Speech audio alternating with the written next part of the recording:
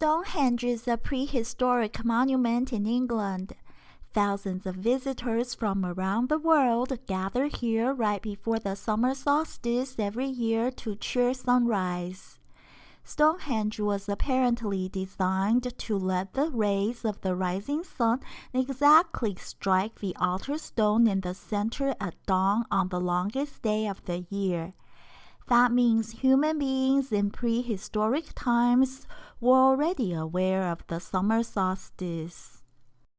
In the East, ancient Chinese also discovered the summer solstice, which is called 夏至 in Chinese. It arrives when the sun reaches the celestial longitude of 90 degrees. That may be June 20th, June 21st, or June 22nd. Surprisingly, ancient Chinese saw the day with the longest daylight of the year as the starting point of the so-called yin, which can be roughly defined as the passive energy of the universe and is associated with darkness. That's because the night will get longer and longer right after the summer solstice.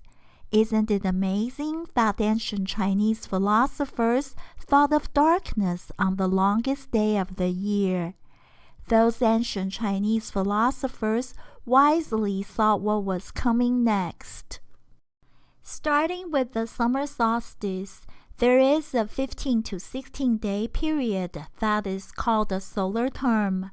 The traditional Chinese almanac divides the year into 24 solar terms, which have been recognized by the United Nations Educational, Scientific, and Cultural Organization since 2016 as intangible cultural heritage of humanity. Like other solar terms, the one that begins with the summer solstice can be divided into 3 parts. Each part is 5 to 6 days long.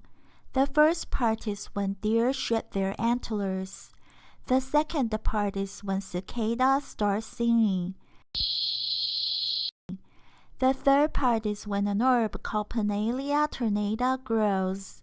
Interestingly, the Chinese name of the herb, 半夏, means midsummer.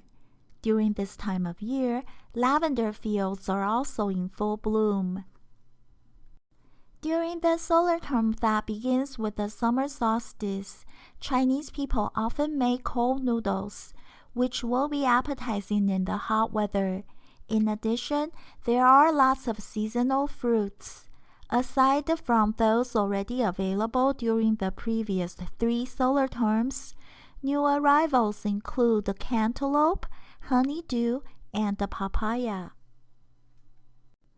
While temperatures are generally high during this solar term in the Northern Hemisphere, the summer solstice is not the hottest time of year due to a phenomenon called thermal lag, which means it takes time for the temperature to gradually go up, just like boiling a pot of water. So the weather will get even hotter in the next 2 solar terms, and the cooling ideas will be featured in the next 2 videos on this channel. Please stay tuned. In the meantime, why not seize the long daylight by strolling through a fragrant field of lavender at dusk?